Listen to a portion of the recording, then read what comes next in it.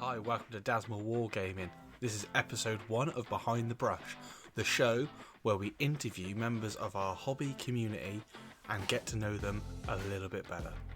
Our first guest is a fantastic hobbyist and Twitch streamer, Eldritch Sophie. So if you don't already follow her, support her, do go and check her out and show her some hobby love. And sit back and here's the interview.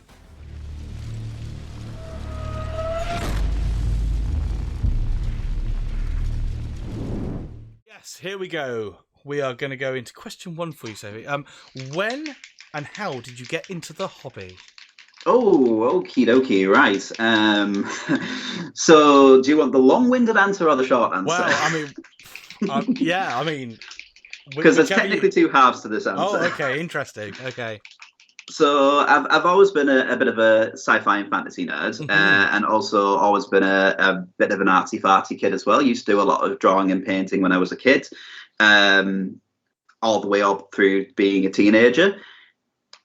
Got access to the internet and stumbled across Necrons back in I think it was either 3rd or 5th edition. No, it'll have been 5th edition when they first came out. Thought They looked amazing, looked super cool. Mm-hmm. Didn't have the money to get into them, so promptly forgot about it for nigh on 10 years. Then started working at a board gaming cafe in my hometown. I want to say about, 2014, 2015. Yeah, about 2015. So again, almost 10 years ago at this point. And one of the owners of the cafe, her husband, was big into miniature wargaming, big into Warhammer and all the Mantic stuff and things like that, and gave me some minis for free. Helped me get into this really small scale at the time budget game called Dreadball. Right. I am out of the loop on that. I have no idea if it's still a thing, but it was heckin' amazing fun. And also gave me a bunch of Chaos Marines just for free and said, have at it. I'm not using these anymore. Go nuts, go crazy with them. So I picked up a couple of really cheap bottles of paint, some dirt cheap paintbrushes from Pound Shop, and yeah, I've been doing it ever since. The only thing that's really changed is I now have a collection that could rival theirs in terms of miniatures and far more expensive paint and brushes. Yeah. Oh, sure. Oh, wow. Nice. Very, very cool. Right, Mr. Dante, are you going to take the next question? Yeah, I will do. I believe you've been streaming now for roughly 3 years, Sophie? Yeah, it'll be 4 years come April. So how did that come about? How did you get into the streaming side of things? Like a lot of people, lockdown. It's really as simple as that. So, again, going back to that same group of friends who got me into the hobby, we'd used to go around theirs usually once or twice a week on a Monday or Tuesday night and just sit and paint together, even if we didn't happen to have any kind of games going on that we were playing at the time. And then lockdown happened, so obviously we all had to self-isolate, and I was kind of stuck in the house painting by myself, which was great for about a month. Managed to binge watch lots of Jeopardy, because that dropped on Netflix at the time, and I was like, okay, I'm enjoying myself doing some painting. I've got that going on in the background. God, this is getting lonely. So I started, because I was already sharing my stuff on Instagram anyway at that time, and I was making a lot of friends in the community, a lot of them overseas as well. And we were bouncing back and forth, just enjoying each other's things, sharing each other's work, and just really enjoying the hobby from afar and together. And then I decided, you know what? I've got a solid afternoon free. I've got a camera on my phone. Let's go live on Instagram and see what happens. And I had a couple of people popping in and out, usually mostly friends I knew IRL at the time, who were just sort of like, oh, this is a thing you're doing. This is cool. Bye. And then promptly left. And it's like, oh, okay. That's, well, at least I'm not painting on my own, so that's something. Then I found out that there was kind of an already growing hobby community on Twitch. So I decided to just give it a go and see what happens. And 3 years later, I'm still doing it, admittedly a bit on and off as it has been over the past year with a lot of stuff going on personal wise. But yeah, like a lot of streamers started out in the time, it was just something to help keep myself sane during lockdown, and I just happened to really enjoy doing it. Yeah. Oh, that's fair. You say that is that oddly, I'm one of the people that I couldn't work remotely. I had to go and do basically on site what I did as a job. So that I didn't even actually get to see that there was a hobby community growing around streaming, because I was working sort of like 12 to 14 hours at a time on site, making sure that stuff carried on almost as normal, just with two staff levels. No, I get that. I definitely feel for you in that regard. I was fortunate enough to work remotely, which was fine, but that effectively meant I was just still stuck indoors, like from my work day until after the fact, with no one really to interact with and nothing to do. So yeah, I mean, it's a very similar story for us then. Like during the whole lockdown, it's just sort of like a way to connect with that community that was growing and start streaming. I think definitely. I know a lot of other people might want to get into streaming. Is there any advice for anyone new wanting to get into it that you might want to give? Don't get hung up on numbers. It's very easy to see the little view count at the bottom of your stream, because most streaming platforms and even Twitch itself tends to try and shove that in your face. And it's very easy to get either obsessed and hung up on that number, or for it to just kind of like drag you down a bit, especially in the early days when you're still quite new. Twitch's discoverability is terrible, to put it bluntly. And that number may end up being 0, or may end up being like 1 or 2, and you'll have no one interacting with you in chat. And it's very easy to just lose heart and lose faith. Try and hide that number as best as possible and just enjoy it. But honestly, the best piece of advice I can give is just go for it. If you if it's something you've wanted to do, or something you've been toying with the idea of, just do it. Like, you'll never know if you enjoy it until you try it, like a lot of things. And the barrier to entry at this point is so low. Like, I started with my phone and a tripod, and that was it. Nothing else. I didn't even have all this like fancy 2-camera setup, microphones, lighting, any of that. None of that. Just my desk, my phone in front of me, and that was it. And I streamed that way for the best part of about 3-4 months before I decided to actually start getting more better equipment. Yeah, that's some great advice. Great advice. So, going back over to the hobby side of things, brief. And obviously, this may not apply in certain respects, because it is kind of an open question. How many armies or equivalent do you own? And out of those, which one is your favorite, if you can pick one? Oh, this is always a question that opens up a can of worms. Okay, so I own a 2,000 point army of Thousand Sons for 40k. 2,000 points worth of Death Guard as well. About the same for Flesh Tearers. Some of these are in like various stages of completion. So of them that are like fully painted, based, everything's done, I don't need to buy any more stuff for unless I feel like it. That's Thousand Sons. Death Guard is getting the same way at this point. But I'm also in the process of collecting Salamanders. As well as Chaos Space Marines, because I want to try and go all in on Chaos this edition if I can. I have OC Arcbone Reapers for Age of Sigmar, and again I have about 2,000 points worth of that. I have a small collection of Old World Skaven, so I'm all geared up and ready for that. They just need, I kind of want to go back and repaint some of them.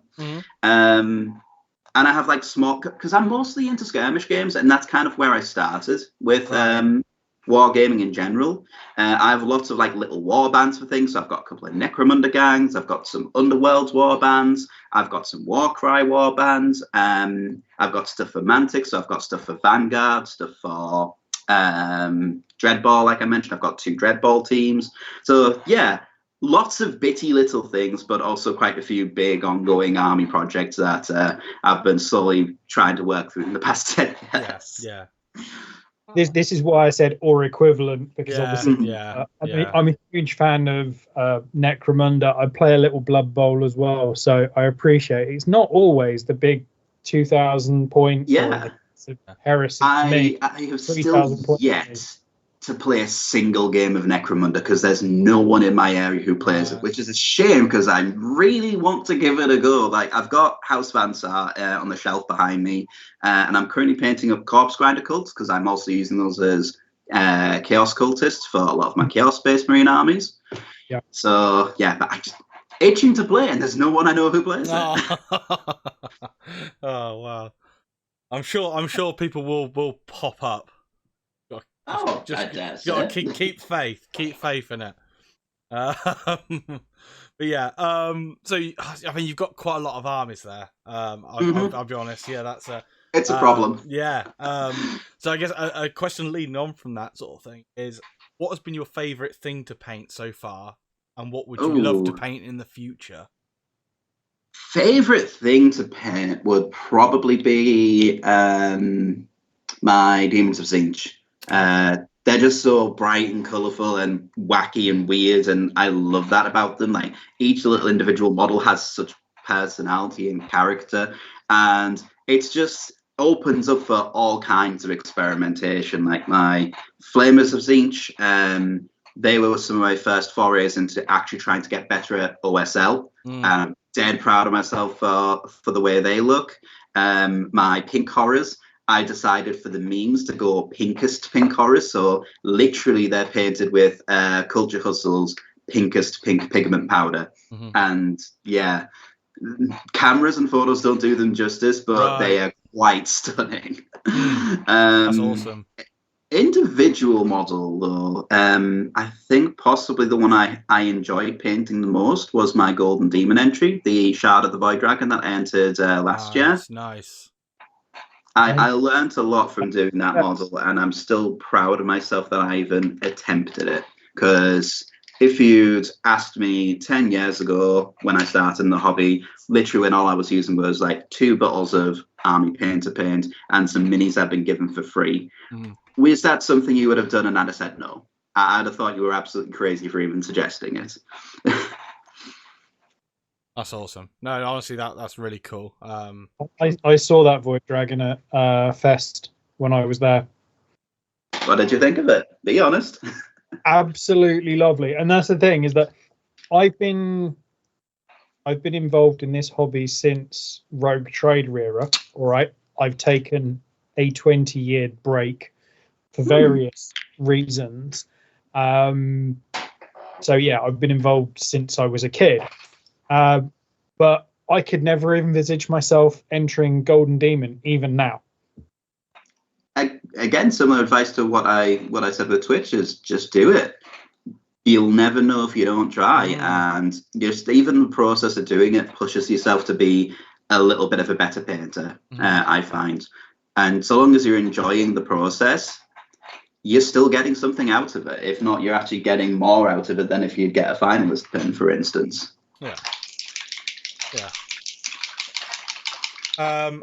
So what was if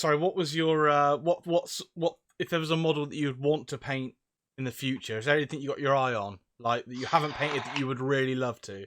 Well, sort of spoiler alert-ish for if Golden Demon does end up happening this year, because so far we have heard absolutely nothing about it. I do have Kairos Fate Weaver on the shelf behind me, ready to build, and I can't wait to get stuck into that. Awesome model. Good choice. One of my favourite characters in the lore for both 40k and Age of Sigmar, and I just know I'm going to have a lot of fun painting it. Yeah. Plus, I've got some cool ideas for doing like a galaxy effect on the wings, which I'm quite excited to try. Can't wait to see that one. So something that I mentioned when we gate crashed. Sorry, raided your night. That's how I'm going to refer to it as from now on. Thank you. I love that. It relates to something that I said to the chat before we did the raid, and the reason why we all said what we did when we did the raid is towards the end of last year, possibly I think the last 6 months or so, you took a bit of a break from streaming to focus on some of your other projects. Yeah. including, I think, setting up your own business. Yes. Is there anything you want to able to expand on that, or would like to discuss on that front? Yeah. So it wasn't just the business. There were a lot of things that were kind of going on at the time that kind of made it sensible for me to take a bit of a break. Like, there was a lot of stuff going on in my personal life that just meant I needed some time away from social media, full stop. I've not been shy about it. My partner, we ended up having to rush her into hospital briefly, and she was there for about 4 or 5 days for a little while. So that was something that we had to deal with. But also, she has a lot of health conditions and things like that that we are doing our best to try and help her out with, and have been for the past year now. So there were a lot of appointments and things just sort of cropping up around the time around that needed more of my attention than Twitch did, to put it bluntly. But also, yes, about June, July time, we started a 3D printing business over on Etsy, which we also now have our own website. So that's a thing, vixensminiatures.co.uk. And yeah, that has sort of been slowly plodding along. And then all of a sudden, around October, November time, about the time that we did Battlegrounds, which is a local event near us, big wargaming convention. We actually had a physical stall there selling some of our stuff. It kind of exploded in popularity and interest, and we just started getting orders after orders after orders after orders. So we just needed to focus a bit of time on trying to take care of that, which left me with not really enough time to dedicate to streaming. Because if I wasn't doing that, if I wasn't looking after my partner's physical needs, it was also just trying to deal with housework, just trying to make sure I even had a bit of a social life, because that's something that is quite important, especially after having spent 3 years in lockdown. Yeah, so lots of good things, also some bad things, but that's life, really. Yeah. So yeah, no, I mean, massive congrats on the business and everything, getting that started and things like that. That's really awesome. And I will put links to all that in the YouTube description as well. So if anyone wants to check all that out, there'll be links in the description to that and your Twitch and everything like that. So do go and support. Check it out for sure.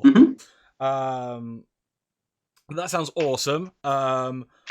I mean, this is a question that I always get asked, and it always throws me a little bit. But you've been sent these prior to the. I've been kind. I've got them. I've been kind in front of me in case I need to refer to them. But yeah, what is your favourite thing about this hobby?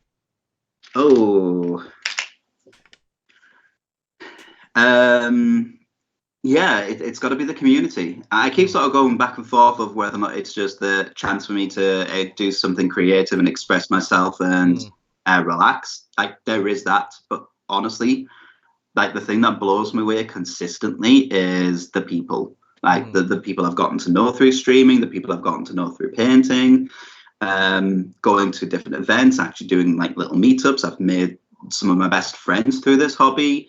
It's been absolutely phenomenal, and I keep getting surprised by just how generous and how lovely and how approachable people can be. Like, especially when it comes to like the online side of things, there is often sometimes the reputation that the more online side of the community can be a little bit toxic, and yes, there is some aspects of that, but for the most part of it, I've been very lucky in that I seem to have only really seen the best. Like, having came out as a trans woman like partway during my streaming and hobby journey, and having seen nothing but support and acceptance through that, again in quite a bit of a what should otherwise be a bit of a toxic online culture, is kind of amazing.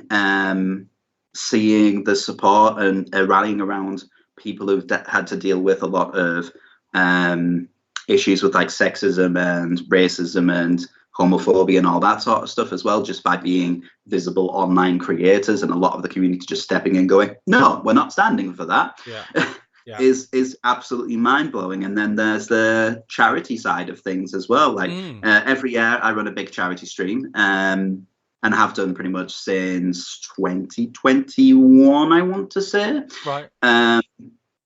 But not only that, there's the likes of Dr. Rhino, who built his entire channel around supporting the International Rhino Foundation. All the streams that have popped up with the likes of yourself helping Miniature Frontier out with their streams, raising money for mines. Like, the sheer generosity and love this community has, it's mind-blowing. Yeah, for sure. No, it's always a good answer, that one. It's one that I go to as well, because it's just true. Like, as good as good as all the other little bits and things you can think of, like, it just always gets trumped by that one answer, I feel. Definitely. Yeah, and it's not a bad answer. Great one. Right, so this one might be an answer in two halves, because you might find they don't match up. Okay. So, what is your favourite colour, and what is your favourite brand of paint? And the reason I say that is obviously your favourite colour might not be actually represented in your favourite brand of paint, as you can imagine. Yes and no is the answer to that. So my favourite colour is purple. I make no bones about that. It is by far the best colour. No questions, don't at me. My favourite brand of paint, I used Vallejo for the longest time, and I still mostly do, but these days I've kind of moved over to Pro Acryl. Vallejo's purples, absolutely fantastic. Their blues, even better. And blue is my favourite colour to paint, to be brutally honest with you. Like, as much as I love purple as a colour and aesthetically, I enjoy painting blues and greens more so, weirdly enough. Vallejo's purples are beautiful. They're very vibrant. I've yet to try Pro Acryl's purples, so I don't know for certain on that. I'd say get back to me once I've had a chance to try those ones out. That's fair. Fair. Having used them, I find that Pro Acryl's purples are slightly less intense than the Vallejo ones. But at the same time, because I use a mixture of different, I use what's appropriate. So I use a lot of the Vallejo air stuff because it works really well with my airbrush. But then I've also been known to be the completely insane person that will water down Chimera pigment sufficiently. I've done that as well, and honestly, like, the results you get are fantastic. It does mean you'll need to deep clean your airbrush afterwards, but it's worth it 100%. Funnily enough, for my salamanders, my base coat of those before I put a zenithal down is Chimera Colors Phthalo Green. So that thin down over black primer, a good couple of coats of that, and then your zenithal over the top. You basically have automatic shadows for salamanders. Amazing. So they are a lot less saturated, if we're going to use the technical term, I guess. I've noticed that too, and I'm sort of on the fence as to whether or not that influences whether or not I like Vallejo over Pro Acryl. I think I'm still kind of like torn between the two of them, but I do like the finish Pro Acryl have. I do like the consistency straight out the bottle. But yeah, I prefer painting a lot of bright, vibrant, saturated colours, so Vallejo tend to work slightly better for that for me. It's sort of 6 and 2 3s, really. Yeah.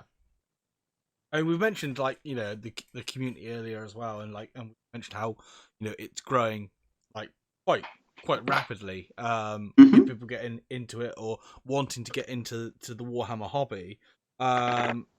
Is there any advice that you might give to someone that's looking to just get into the hobby?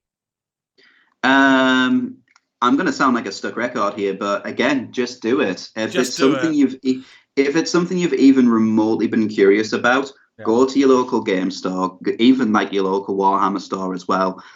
Ask people, ask the owners, ask questions, have a look at the different things on offer, ask if they have any kind of demo nights or game nights happening, and you'll probably find there'll be people in the area who are happy to hook you up with like using their armies just to test things out.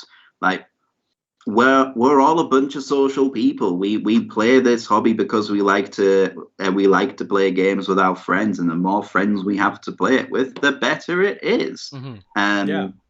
And again, that's quite literally how I got started. I always thought the hobby was going to be quite too unapproachable, because let's face it, it still hasn't quite fully escaped the memes and stereotypes of like the sweaty basement dwelling wargamers who don't really talk to anybody. That's not the case at all. But I know growing up as a teenager, again, even when I spotted those Necrons online, I was wandering past like the local game store in my hometown, which was a Games Workshop at the time. Doesn't exist anymore, but it was. And yeah, like there wasn't anybody in there over the age of like 40. Anyone in there below the age of 40. So I was kind of had this impression that, oh, those are toys, but they're not for kids. Never mind. Until those same people got to know me a little bit better, when I was a little bit older, and just went, yeah, have some stuff, try it out. We don't care if it costs you nothing to get into it. If it means that you'll get to play games with us, do it. Yeah. So just do it. It's basically the advice, which is good advice. Just do it. We're not sponsored or endorsed by Nike at all.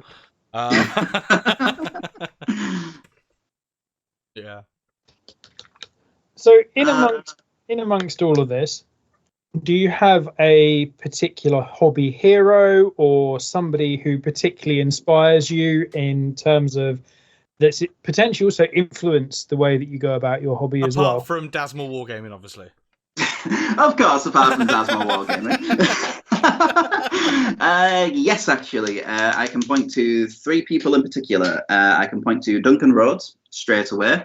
It was his videos on Warhammer TV that gave me the push to actually try and get better at painting, because they looked easy. He made it look easy and approachable. The first one of his I ever actually followed closely was for my Rubric Marines for Thousands. I followed it exactly, and I immediately just went, wow, okay. Yeah, they don't look as good as in the video, but they look a damn sight better than the thing I was painting like mere minutes ago. And honestly, his content has never really changed since. He's always had that calm, kind of friendly, approachable air about things. Like there's the sort of meme that he's the Bob Ross of mini painting, and yeah, he pretty much is. And that influenced a heck of a lot about the way I try to approach my content. I try to approach it in a very calm, approachable, like if you have questions, ask them, I will answer them, kind of way. Other than that, there is Lila Mev, the Mini Witch on YouTube.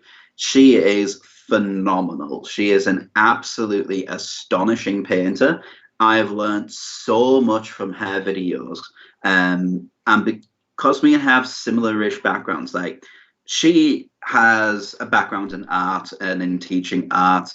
I studied art at quite high academic level at one time, so like a lot of the concepts she tries to pull in from that, things like mother colors and how to deal with like lighting and shadow and focal points of miniatures, massively improved the way that I paint.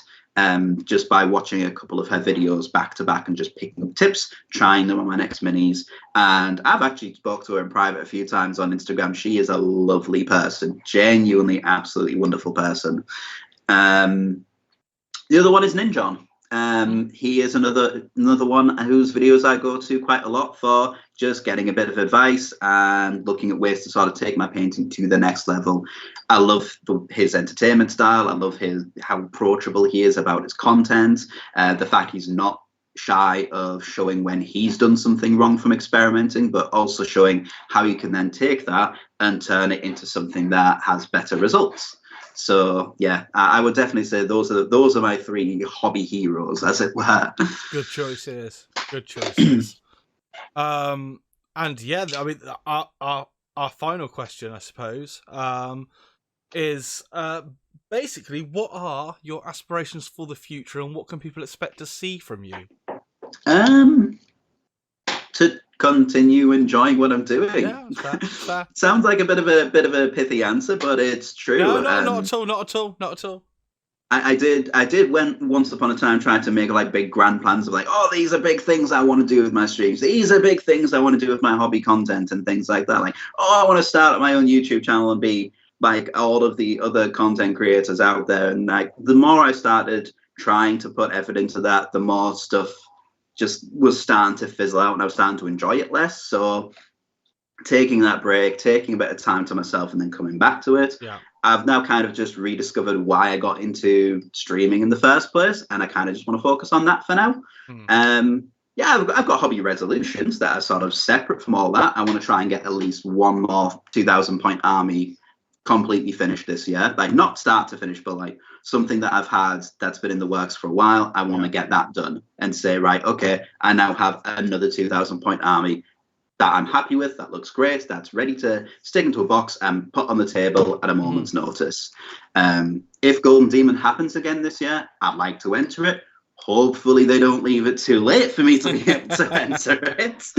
But yeah, I'd like to be able to do that, definitely. And other than that, yeah, just try and focus on the things about painting on Twitch that I enjoyed all those years ago, and just try to hone back in on that if I can. Yeah, no, that's amazing. Let's say, that is the round of questions we have planned. That Thank you. I think we made it. We did it. Yeah. So I mean, for those that obviously are on YouTube at the moment, we are live on Twitch. So we're going to carry on and do some hangout and hobby. If you want to be a part of this for future things like this, then come on over. Give a follow on Twitch so you don't miss it, and join us. You can join us in the chat, all that jazz. But yeah, for now, for you guys on YouTube, this is the end of the Behind the Brush episode 1. The guinea pig has been Eldritch Sophie. I'm so sorry. I've enjoyed it. Thank you so much. No, but yes. So if you're here on Twitch now, stick around. And we'll all say goodbye to YouTube. So thank you very much, Mr. Dante Paints, for being my wonderful co-host for this. I'm very trying. You are very trying, yes you are. And thank you once again, Eldritch Sophie. Thank you very much for joining us. Thank you. Until next time, everyone, stay safe and happy hobby all. Bye-bye. Bye.